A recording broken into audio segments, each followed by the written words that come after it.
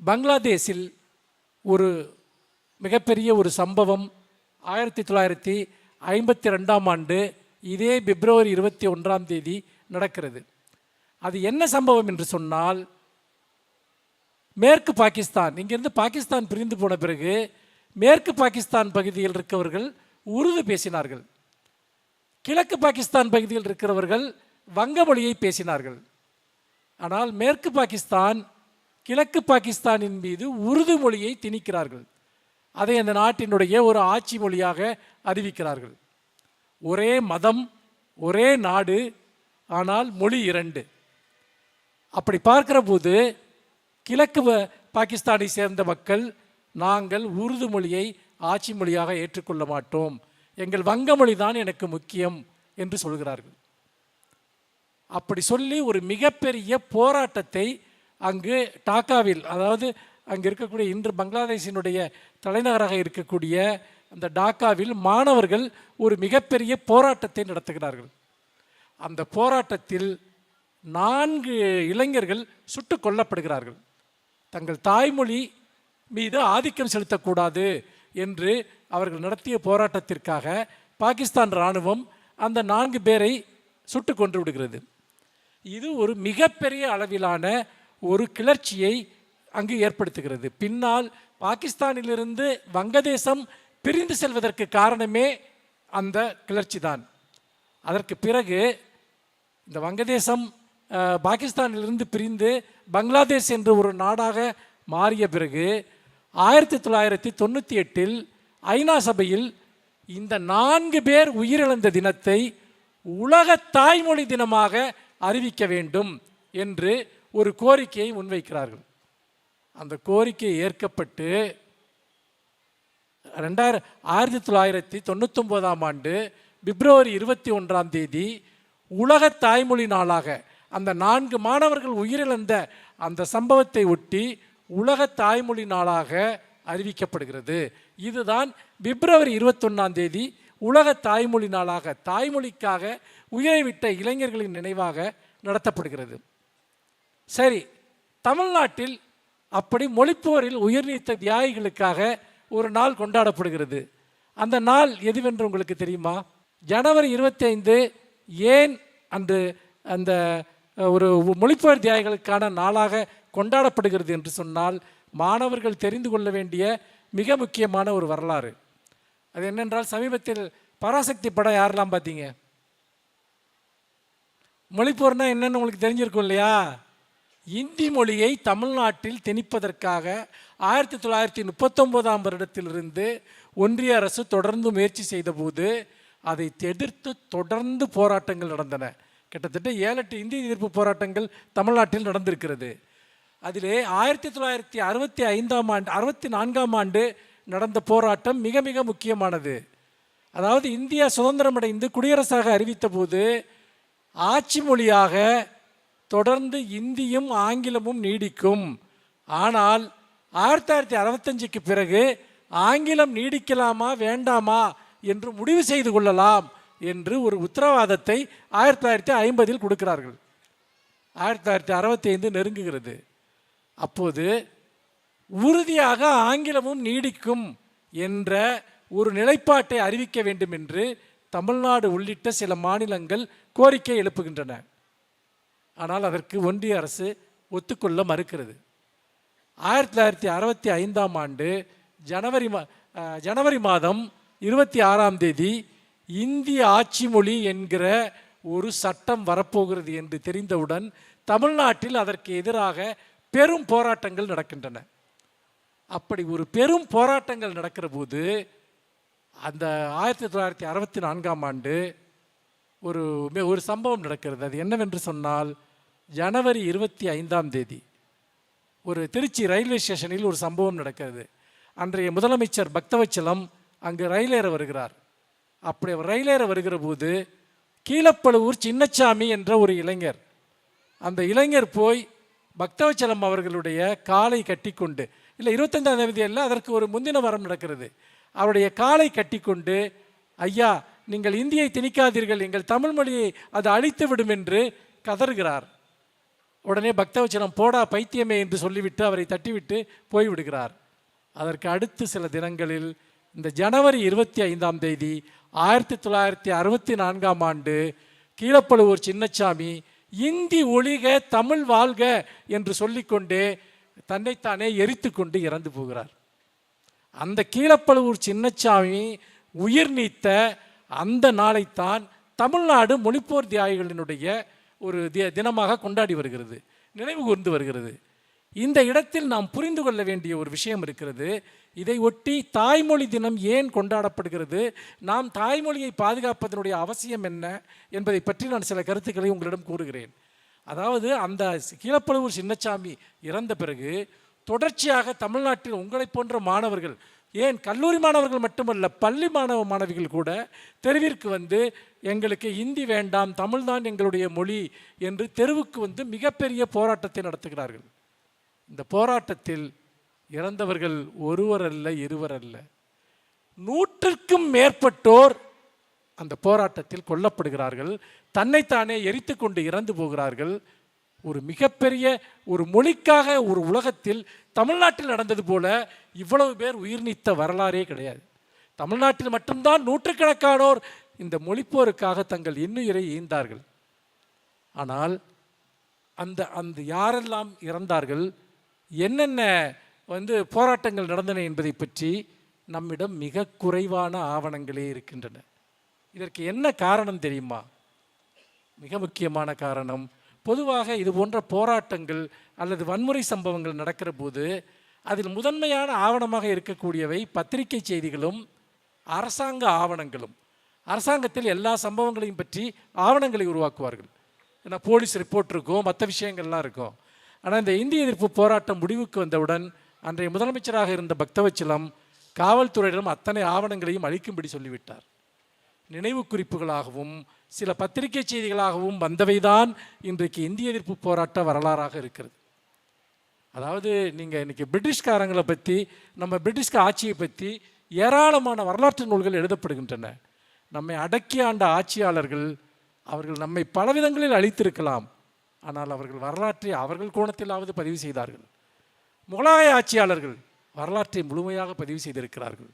ஆனால் ஒரு இந்தியா சுதந்திரம் அடைந்த பிறகு ஒரு நவீன யுகத்தில் தமிழ்நாட்டில் நடந்த ஒரு மிகப்பெரிய வரலாற்று போராட்டத்தை பற்றிய ஆவணங்கள் அரசாங்கத்தினாலேயே அளிக்கப்பட்ட வரலாறு தமிழ்நாட்டில் தான் நடந்தது.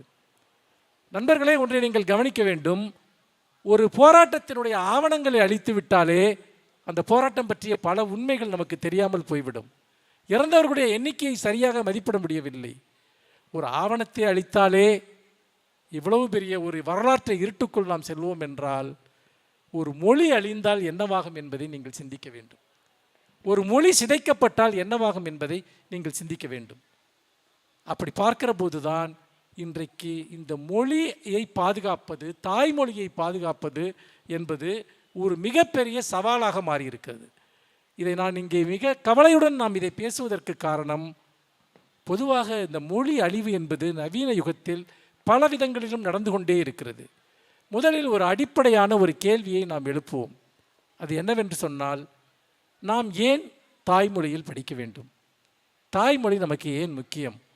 இங்கே எனக்கு முன்னால் பேசிய தர்மராஜ் அவர்கள் ஒரு நம்முடைய நாட்டார் பண்பாடுகள், தொல்குடிகளுடைய மரபுகள் இவை எவ்வாறு அழிவுக்கு உள்ளாகின்றன என்பதையும், நவீனத்துவத்தின் வழியாக அவை எவ்வாறு அந்த பண்பாட்டு வேர்கள் சிதைக்கப்படுகின்றன என்பதை பற்றியும் மிக விரிவாக பேசினார். ஆனால் ஒன்றை நாம் கவனிக்க வேண்டும். இவ்வளவு கஷ்டப்பட்டெல்லாம் ஒரு மக்களுடைய வாழ்க்கையை பொருளாதார ரீதியாகவோ மற்றதிலோ ஒரு பண்பாட்டை அழிக்க வேண்டியதில்லை. ஒரு மொழியை அழித்தாலே அந்த பண்பாடு அழிந்துவிடும். இதை எப்படி என்று நாம் பார்க்கலாம். இன்னொன்று, மொழியை காப்பாற்றுவதற்காக நடத்தப்படுகிற போராட்டங்கள் என்பது மிக முக்கியமானது. அதற்கு முன்னால் ஒன்றை நான் சொல்லிவிடுகிறேன். இதை ஏன் இங்கே இந்த பங்களாதேஷ் போராட்டத்தையும் தமிழ்நாட்டினுடைய போராட்டத்தையும் நான் ஒப்பிட்டு காட்டினேன் என்று சொன்னால், நூற்றுக்கணக்கானோர் இறந்த மொழி போராட்டம் ஏன் உலக அளவில் அங்கீகரிக்கப்படவில்லை? ஏன் ஜனவரி 25ஆம் தேதி உலக தாய்மொழி தினமாக அது ஏன் அறிவிக்கப்படவில்லை? அல்லது மொழிப்போர் தினமாக ஏன் அறிவிக்கப்படவில்லை? ஆனால் பங்களாதேஷில் 4 பேர் இறந்த அந்த சம்பவம் உலக அளவிலான ஒரு மிகப்பெரிய தினமாக அறிவிக்கப்படுவதற்கு காரணமாக அமைகிறது. இதற்கு என்ன காரணம் என்று நினைக்கிறீர்கள்? யாராவது சொல்லுங்கள். ஏன் தமிழ்நாட்டினுடைய போராட்டம் உலகத்தின் கவனத்தை பெறவில்லை? பங்களாதேஷினுடைய போராட்டம் ஏன் கவனத்தை பெற்று ஒரு உலக மொழி நாளாக, தாய்மொழி நாளாக அது ஏன் அறிவிக்கப்படுகிறது? உங்கள் சிந்தனைக்காக இந்த கேள்வியை வைக்கிறேன். தமிழ்நாட்டில் நடந்ததுதானே ஏராளமான உயிர்ப்பலிகளை கொண்ட ஒரு மிகப்பெரிய போர். அது ஏன் வரலாற்றில் பெரிய இடம் உலக அளவில் பெறவில்லை என்பதை நாம் கேட்டு பார்க்க வேண்டும். அதற்கு ஒரே ஒரு காரணம்தான் இருந்தது. அன்றைக்கு அதேதான், அவர்களுக்கென்று ஒரு நாடு இருந்தது. இன்னும் சொல்லப்போனால் அந்த மொழியை பேசுகிறவர்களை விட மிக அதிகமான மக்கள் உலகெங்கும் தமிழர்கள் இருக்கிறார்கள். ஆனால் தமிழர்களுக்கென்று ஒரு தனி நாடு இல்லை, ஒரு தனி அரசு இல்லை. ஒரு அரசு இல்லாவிட்டால் ஒரு மொழியை பாதுகாப்பது கடினம். ஒரு தேசிய அரசு ஒரு மொழிக்காக இல்லாவிட்டால் அந்த மொழி மிகப்பெரிய சிதைவுக்கு ஆளாகும். இதுதான் வரலாறு. ஏனென்றால் நாம் இலங்கையில் நாம் அதைத்தான் பார்த்தோம். சிங்கள மொழி அங்கு ஆதிக்கம் செலுத்துகிற போது, அங்கு தமிழர்களுக்கென்று ஒரு அரசு இல்லாத போது அங்கு தமிழ் ஒரு மிகப்பெரிய அழிவை அங்கு சந்திக்கிறது. இதே இந்தியாவில் தமிழ்நாடு என்பது ஒரு மாநில சுயாட்சி என்கிற அடிப்படையில் தொடர்ந்து மொழிப்போரை நடத்தி கொண்டிருப்பதன் வழியாக இன்றைக்கு தமிழ் பாதுகாக்கப்படுகிறது, தமிழ் வளர்த்தெடுக்கப்படுகிறது. நாம் ஒரு தேசியத்துக்குள் இருக்கக்கூடிய ஒரு மாநிலம். இந்த மாநிலத்தில் இதற்காக போராடுகிற இயக்கங்களும் அரசுகளும் இருப்பதன் காரணமாக மட்டுமே இங்கு மொழி பாதுகாக்கப்பட்டிருக்கிறது. அப்படி அரசுகள் இல்லாத காலத்தில் 7-8 நூற்றாண்டுகளாக தமிழ் எவ்வளவு பெரிய அழிவை சந்தித்தது என்பதை நாம் நன்கு அறிவோம். ஏனென்றால் மணிப்பிரவாளம் கலந்த ஒரு நடை இங்கே எப்படி வந்தது? இங்கு வந்த படையெடுப்பாளர்கள் ஒவ்வொருவரும் தங்களுடைய ஆதிக்கத்தை தமிழின் மீது எப்படி செலுத்தினார்கள்? தமிழ் எப்படி தொடர்ச்சியாக பெரும் அழிவுக்கும் சிதைவிற்கும் ஆளானது என்பது மிகப்பெரிய வரலாறு. 19ஆம் நூற்றாண்டிலிருந்து 18ஆம் நூற்றாண்டிலிருந்து தனித்தமிழ் இயக்கங்களும், அதே போல் பின்னால் 19ஆம் நூற்றாண்டில் திராவிட இயக்கங்களும் நடத்திய மிகப்பெரிய போராட்டம்தான் தமிழை இன்றைக்கு நீங்கள் பேசுகிற தமிழை இன்றைக்கு நிலைநிறுத்தி இருக்கிறது. சாதாரணமாக இந்த தமிழ் நம்மிடம் மீண்டு வந்துவிடவில்லை. ஒரு மொழி போராட்டம் என்பது எப்பொழுதும் ஆதிக்கத்திற்கு எதிராக நடந்து கொண்டே இருக்கிறது. இந்த ஆதிக்கத்திற்கு எதிரான இந்த போராட்டத்தில் நம்முடைய பங்கு என்ன என்பது மிக மிக முக்கியம். போராடுவது மட்டும் நம்முடைய பங்கு அல்ல, தமிழை பேசுவது நம்முடைய முதன்மையான போராட்டம். தமிழ் சொற்களை பாதுகாப்பது நம்முடைய முதன்மையான ஒரு போராட்டம். இன்றைக்கு நம்மிடம் சங்க இலக்கிய பிரதிகள் இருக்கின்றன. அதன் வழியாக தமிழினுடைய உன்னதத்தை நாம் அறிந்து கொண்டிருக்கிறோம்.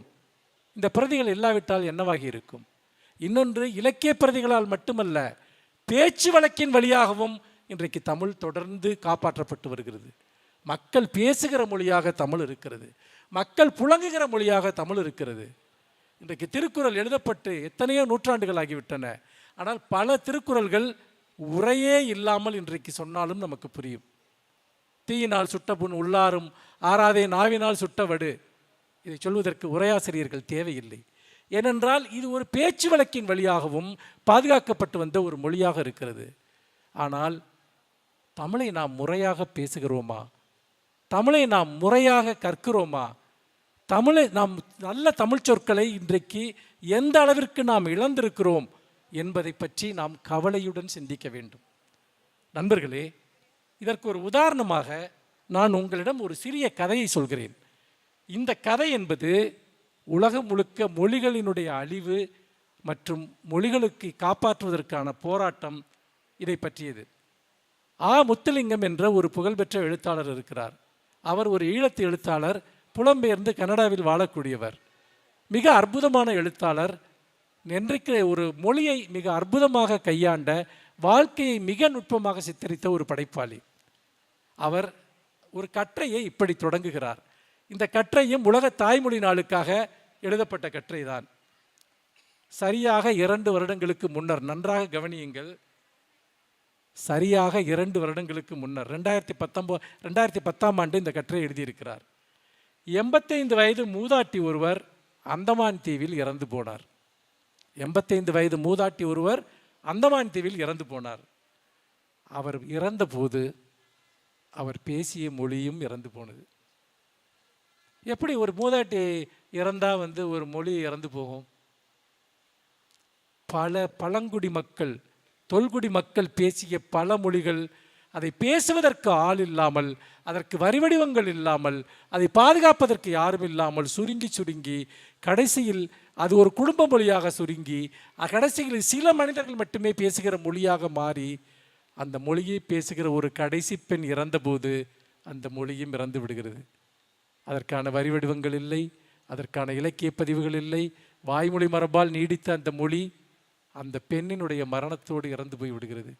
ஒரு மனிதன் இறப்பதை போலல்ல ஒரு மொழி இறப்பது என்பது. ஒரு மொழி இறப்பது என்பது ஒரு பண்பாடு இறப்பது, ஒரு மிகப்பெரிய பாரம்பரியம் இறப்பது. அது இந்த பூமியிலிருந்து ஒரு பகுதி மறைந்து விடுவதை போன்றது. ஒரு பூமியிலிருந்து திடீரென ஒரு நிலப்பகுதி மறைந்து விட்டால் எப்படிப்பட்ட துயரமோ அப்படிப்பட்டது ஒரு மொழி மறைந்து விடுவது. அதன் மூலமாக மானுடத்தின் மீது ஒரு மிகப்பெரிய ஒரு ஓட்டை விழுந்து விடுகிறது. இட்டு நிரப்ப முடியாத ஒரு பள்ளம் ஏற்பட்டு விடுகிறது. அவர் சொல்கிறார், இன்று அதை பேச ஒருவரும் இல்லை. அந்த மொழியில் அப்படி என்ன சிறப்பு என்று சொன்னால் அது 65,000 வருடம் தொன்மையானது என்று சொல்கிறார். நண்பர்களே, 65,000 வருடமாக தொன்மை வாய்ந்த 65,000 வருடங்களுக்கு முன்பு தோன்றிய ஒரு மொழி கடைசியாக ஒரு மூதாட்டி இறக்கிற போது அந்த மொழி மறைந்து விடுகிறது என்று சொன்னால் அது அந்தமான் நிக்கோபார் தீவுகளில் இருக்க எத்தனையோ பழங்குடிகளுடைய மொழிகளுக்கு மட்டுமல்ல, உலகம் முழுக்க இது நடந்து கொண்டிருக்கிறது.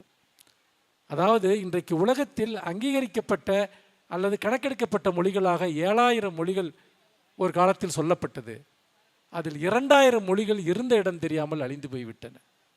எதனால் அந்த மொழிகள் அழிந்து போய்விட்டன? பல காரணங்களை சொல்கிறார்கள். ஒன்று, இன்றைக்கு தர்மராஜ் அவர்களுடைய உரையில் குறிப்பிட்டது போன்ற ஒரு நாகரிகமாதல் என்ற அடிப்படையில் அந்த மக்கள் அவர்களுடைய நிலப்பகுதியிலிருந்து மட்டும் வெளியேற்றப்படுவதில்லை. இப்போ உதாரணமாக ஒரு காட்டை அழிக்கிறார்கள் என்று சொன்னால் அந்த வனத்தில் வாழக்கூடிய மக்களை அவர்கள் நிலப்பகுதியிலிருந்து அகற்றுவது என்று சொல்கிறோம். அல்லது ஒரு குறிப்பிட்ட மலைப்பிரதேசத்தில் வாழக்கூடிய பகுதியில் இருக்கக்கூடிய மக்களை அகற்றினால் அவர்கள் அந்த நிலப்பரப்பிலிருந்து வெளியேற்றப்படுகிறார்கள் என்று சொல்கிறோம். அது மட்டும் இல்லை நண்பர்களே, அவர்கள் அவர்களுடைய மொழியிலிருந்தும் வெளியேற்றப்படுகிறார்கள். எப்படி அவர்களுடைய மொழியிலிருந்து வெளியேற்றப்படுகிறார்கள்? இதுதான் மிக முக்கியமாக நீங்கள் அறிய வேண்டியது. இடப்பெயர்வின் மூலமாக அவர்கள் எங்கு வாழ்வாதாரத்தை தேடி செல்கிறார்களோ அங்கு பேசப்படுகிற பொதுமொழியினுடைய ஆதிக்கத்திற்கு அவர்கள் ஆட்படுகிறார்கள். ஒரு தலைமுறை மாறுகிற போது முதலில் அது வீட்டிற்குள் மட்டுமே அந்த மொழி பேசப்படுகிறது, அந்த மொழி எழுதப்படுவது கிடையாது, அதில் இலக்கிய பதிவுகள் செய்யப்படுவது கிடையாது. அப்படி பார்க்கிற போது அடுத்த தலைமுறைக்கு அந்த மொழியை எழுத படிக்கவே தெரியாது. இன்றைக்கு கூட தமிழ்நாட்டில் நீங்கள் பார்க்கலாம், தெலுங்கு பேசக்கூடிய பல குடும்பங்கள் இருக்கின்றன. அவர்கள் யாருக்கும் தெலுங்கு எழுத தெரியாது, தெலுங்குக்கு படிக்க தெரியாது. இது ஒரு காலத்தில் தமிழுக்கும் நடக்கக்கூடும். புலம்பெயர்ந்த நாடுகளில் வாழக்கூடிய பல குழந்தைகள் இங்கு தமிழை முறையாக பள்ளிகளில் படிக்காத குழந்தைகளுக்குமே இது நடக்கிறது. தமிழில் ஓரளவுக்கு பேசுவார்கள், ஆனால் தமிழ் படிக்க தெரியாது, தமிழ் எழுத தெரியாது. அப்படி என்றால் ஒரு மொழியினுடைய அழிவு எங்கே தொடங்குகிறது என்பதற்கு இது ஒரு சிறந்த உதாரணம். சரி, உங்களுக்கு இதே முத்துலிங்கம் ஒரு அற்புதமான கதையை எழுதியிருக்கிறார் இந்த மொழி தொடர்பான விஷயத்தில். நாம் இதையெல்லாம் படிக்க வேண்டும், எப்படி இன்றைக்கு நாம் இந்த பிரச்சனைகளை இலக்கியம் எதிர்கொள்கிறது என்று. இயேசுநாதர் பேசிய மொழி எது என்று உங்களுக்கு தெரியுமா? அன்றாட வாழ்க்கையில் தமிழை எப்படி பயன்படுத்துகிறோம்? தமிழை கற்றுக்கொள்வதற்கான இலக்கியங்களை நாம் படிக்கிறோமா? ஒவ்வொரு இலக்கியமுமே முதலில் அது உங்களுக்கு கருத்துக்களை கொண்டு வருவதற்கு முன்பாக புது புது சொற்களை கொண்டு வருகிறது. அந்த சொற்கள் உங்களுக்குள் பெருக பெருக உங்களுடைய ஆளுமை திறன் அதிகரிக்கிறது. ஆளுமை என்பது என்ன? சொல்லாட்சி, நினைத்ததை சொல்கிற வலிமை, கருத்துக்களை உருவாக்குவது, சிந்தனைகளுக்கு வடிவம் கொடுப்பது. இது எல்லாவற்றையும் எப்படி செய்வீர்கள்? நீங்கள் எக்ஸாம் இருக்கு, உங்களில் பல பேருக்கு பார்த்தீங்கன்னா குரூப் 1 எழுதலாம், ஐஏஎஸ் எழுதலாம், ஐபிஎஸ் எழுதலாங்கிற கனவெல்லாம் இருக்கும். நீங்கள் மனப்பாடம் செய்து அந்த தேர்வுகளில் வெற்றி பெறவே முடியாது. அந்த கருத்தாக்கங்களை உள்வாங்கி நீங்கள் எழுதினால் மட்டுமே மிகப்பெரிய தேர்வுகளில் வெற்றி பெற முடியும். ஆனால் நாம் எல்லாம் மனப்பாடம் பண்ணி என்ன ஆயிட்டோம்னா நமக்கிடம் சொற்கள் ரொம்ப குறைஞ்சி போயிடுச்சு. சொற்களுடைய பொருள் நம்மக்கிட்ட ரொம்ப குறைஞ்சி போயிடுச்சு. அப்படி குறைந்து போனதின் காரணமாக நாம் நிறைய இடங்களில் போட்டி போட முடியாமல் தடுமாறுகிறோம். அதாவது ரொம்ப நல்ல டிகிரியெல்லாம் வாங்கியிருப்பாங்க, ஆனால் ஒரு ஆளுமையோடு பேச முடியாது, தன்னை வெளிப்படுத்தி கொள்ள முடியாது, ஒரு மிகப்பெரிய தேர்வுகளை எதிர்கொள்ள முடியாது. ஏன்? நாம் சொற்களற்ற வறுமைக்குள் இருக்கிறோம். தாய்மொழியினுடைய மிக அற்புதமான சொற்களை இழந்து நிற்கிறோம். நான் உண்மையிலேயே நீங்கள் வாழ்க்கையில் வெற்றி பெற வேண்டும் என்று நினைத்தால் ஒன்றை நீங்கள் உறுதியாக மனதில் கொள்ளுங்கள். எந்த அளவிற்கு உங்களுக்கு தமிழ் தெரியுமோ அந்த அளவிற்குத்தான் உங்களுக்கு வாழ்க்கையை பற்றி தெரியும். எந்த அளவிற்கு உங்களுக்கு தமிழ் தெரியுமோ அந்த அளவிற்குத்தான் உங்களுக்கு சிந்தனைகளோடு பரிச்சயம் ஏற்படும். எந்த அளவிற்கு உங்களுக்கு தமிழ் தெரியுமோ அந்த அளவிற்குத்தான் நீங்கள் வரலாற்றையும் தத்துவத்தையும் இலக்கியங்களையும் படிக்க முடியும். நிறைய பேர் ஏதாவது ஒரு புத்தகத்தை கொடுத்து படிக்க சொன்னால் இது புரியலைங்கிறாங்க. எப்படி தாய்மொழியில் எழுதப்பட்ட ஒரு புத்தகம் புரியாமல் போகும்? சிந்தனையினுடைய தொடர்ச்சி இல்லை. ஏனென்றால் மொழியினுடைய தொடர்ச்சி உங்களுக்குள் இல்லை. இதை நான் இளைஞர்களை மட்டும் நான் குறை சொல்லவில்லை. பெரியவர்களும் அப்படித்தான் இருக்கிறார், படித்தவர்களும் அப்படித்தான் இருக்கிறார்கள். மிக எளிய தமிழ் சொற்களுக்கு கூட பொருள் கூறுகிற போது என் மனம் வேதனையில் வாடுகிறது. இது வாழும் மொழி. 2000 வருடங்களாக தொடர்ந்து பேசி பேசி தன்னை காப்பாற்றி கொண்ட ஒரு மொழியில் பேச்சு வழக்கில் இருக்கக்கூடிய சொற்கள் கூட பிடிபடவில்லை. ஒரு வட்டாரத்தில் இருக்கக்கூடிய சொல் இன்னொரு வட்டாரத்தில் இருக்கக்கூடிய ஒரு மக்களுக்கு புரியவில்லை. தமிழ்நாடு ஒரே தமிழ் மொழி, தமிழ் பண்பாடு என்று பேசுகிறோம். ஆனால் நம் பண்பாட்டில் இருக்கக்கூடிய மிக எளிமையான வட்டார சொற்கள் கூட இன்னொரு வட்டார பகுதியில் இருக்கவர்களுக்கு புரியவில்லை. அவ்வளவு தூரம் பண்பாட்டு இடைவெளிகள். அப்படி என்றால் இதற்குள்ளாக நாம் எந்த குடுக்கல் வாங்கல்களும் நடக்கவில்லை, எந்த தொடர்ச்சியும் நடக்கவில்லை. நண்பர்களே, இந்த உலக தாய்மொழி தினத்தில் நாம் நினைவில் கொள்ளக்கூடிய ஒன்று, இன்றைய காலத்தில் வெளியே இருந்து வந்து யாரும் நம்முடைய தமிழை அழிக்க முடியாது, எந்த மொழியும் அழிக்க முடியாது என்கிற நிலையை நவீன டிஜிட்டல் யுகம் உருவாக்கி இருக்கிறது. எல்லாமே இன்றைக்கு இயல்பாக ஆவணப்படுத்தப்படுகின்றன. எந்த மொழியும், தமிழ் இருக்கக்கூடிய எல்லா சொற்களும் ஆவணப்படுத்தப்படுகின்றன. இன்னும் பல மொழிகள் இந்த ஆவண மக்களுக்கு உள்ளாகி கொண்டிருக்கின்றன. இந்த டிஜிட்டல் யுகத்தில் ஒரு மொழியை அவ்வளவு சீக்கிரமாக யாரும் அழிக்க முடியாது. ஆனால் அந்த மொழி எப்போது அழியும் என்று சொன்னால், அந்த மொழியை ஒழுங்க நீங்கள் முறையாக பேசாவிட்டால், முறையாக எழுதாவிட்டால் அந்த மொழி அழிந்து போய்விடும். அதை வெளியே இருந்து வந்து படையெடுப்பாளர்கள் யாரும் செய்ய வேண்டியதில்லை. நமக்கு நாமே அந்த தீங்கை நாம் இழைத்து கொண்டிருக்கிறோம். நமக்கு நாமே நாம் நம்முடைய மொழியை தினம் தினம் கொண்டிருக்கிறோம். இன்றைக்கி வந்து சில பேர்லாம் சொல்லுவாங்க, வந்து தமிழ்நாட்டில் யாருக்கும் தமிழ் எழுத தெரியலைன்னு. அது ஒரு பொய். ஏனென்றால் நிறைய தமிழ் பிள்ளைகள் தமிழில் அழகாக பேசுகிறார்கள், எழுதுகிறார்கள். ஆனால் அதே சமயத்தில் அதற்கு இணையாக தமிழை இழந்து கொண்டிருக்கக்கூடிய பிள்ளைகள், தமிழினுடைய ஆளுமை குறைந்த பிள்ளைகளும் இங்கு உருவாக்கப்படுகிறார்கள். நம்முடைய கல்வி முறையின் இருக்கக்கூடிய குழப்பங்கள் காரணமாகவும், நம்முடைய கற்பித்தல் முறையில் இருக்கக்கூடிய குழப்பங்களின் காரணமாகவும். அப்படி என்றால் நாம் செய்யக்கூடிய ஒரு முதன்மையான பணி என்பது இந்த வாசிப்பு பழக்கத்தை விரிவுபடுத்த வேண்டும். ஏனென்றால் நம்முடைய 2000 வருட இலக்கிய செல்வத்தினுடைய மொழி மரபினுடைய வளமையினுடைய வட்டார மொழி பண்பாடுகளாக இருக்கலாம், அல்லது நம்முடைய பொதுத்தமிழ் சார்ந்த இலக்கியங்கள், செவ்வியல் இலக்கியங்கள், இது எல்லாமே இன்றைக்கு இலக்கிய வடிவில் நம்மிடம் பாதுகாக்கப்பட்டிருக்கின்றன. நீங்கள் அந்த பிரதிகளை படிக்காவிட்டால் உண்மையிலேயே அந்த பிரதிகள் எல்லாம், நூலகங்கள் எல்லாம் கல்லறையில் தூங்கக்கூடிய சடலங்கள் போல மாறிவிடும். கல்லறையில் தூங்கக்கூடிய சடலங்கள் போல மாறிவிடும். நீங்கள் அந்த இலக்கியங்களை கற்பதன் மூலமாகத்தான் அந்த சொற்களை உங்களிடம் நீங்கள் உள்வாங்கிக் கொள்ள முடியும். அதை அடுத்த தலைமுறைக்கு எடுத்து சொல்ல முடியும். இல்லாவிட்டால் அந்த அராமிக் மொழியை பேசுகிற மனிதன் கடைசியில் சோரை பார்த்து பேசிக்கொண்டிருக்கிறான் அல்லவா. நான் வேதனையோடு ஒன்றை சொல்கிறேன். இவ்வளவு மக்கள் வாழக்கூடிய ஒரு தமிழ் சமூகத்தில், சினிமா இவ்வளவு பேரை ஆட்கொண்டிருக்கக்கூடிய ஒரு தமிழ் சமூகத்தில் எத்தனை லட்சம் பேர் புத்தகங்களை படிக்கிறார்கள்? எத்தனை இலக்கியங்கள், மிக முக்கியமான இலக்கியங்களை அறிந்தவர்கள் எத்தனை பேர் இருக்கிறார்கள்? தமிழ்நாட்டினுடைய மிகப்பெரிய இலக்கிய ஆளுமைகளை இவ்வளோ பெரிய தமிழ் சமூகத்தில் அறிந்தவர்களுடைய எண்ணிக்கை அது ஏன் சில ஆயிரங்களுக்குள் இருக்கிறது? நண்பர்களே, எனக்கு சில சமயம் தோன்றி இருக்கிறது, அந்த சுவரோடு அராமிக் மொழியை பேசிக்கொண்டிருக்கிறானே, அதே போல்தான் நம்முடைய சிந்தனையாளர்களும் எழுத்தாளர்களும் பேசிக்கொண்டிருக்கிறார்களா என்று கூட எனக்கு தோன்றுகிறது. நம் முன்னால் மிகப்பெரிய ஒரு சுவர் ஒன்று இருக்கிறது, அறியாமையினுடைய சுவர். அது நம்முடைய மிகப்பெரிய ஒரு மரபின் மீதான புறக்கணிப்பின் சுவர் ஒன்று இருக்கிறது.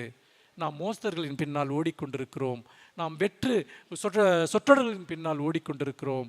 அப்படி பார்க்கிற போது நம்முடைய சிந்தனையாளர்கள், நம்முடைய எழுத்தாளர்கள், கலைஞர்கள், இவர்களெல்லாம் ஒரு விதத்தில் சுவரின் முன்னால் பேசுகிற மனிதனுடைய அதே தனிமையில் தான் இருக்கிறார்கள் என்று தோன்றுகிறது. இந்த புத்தக கண்காட்சிக்கு வெளியே இந்த நகரத்தில் இருக்கக்கூடியவர்கள் எத்தனை பேர் இது போன்ற விஷயங்களோடு தொடர்பு கொண்டிருக்கிறார்கள்? நம் மொழியோடு, பண்பாட்டோடு, நம்முடைய இலக்கியங்களோடு. இன்றைக்கு ஒரு வண்ணதாசன் இருக்கிறார் என்று சொன்னால் லட்சக்கணக்கானவர் அவருடைய பிரதிகளை படிக்க வேண்டாமா? வைக்கம் முகமது பஷீரை கேரளா முழுக்க தெரியும்.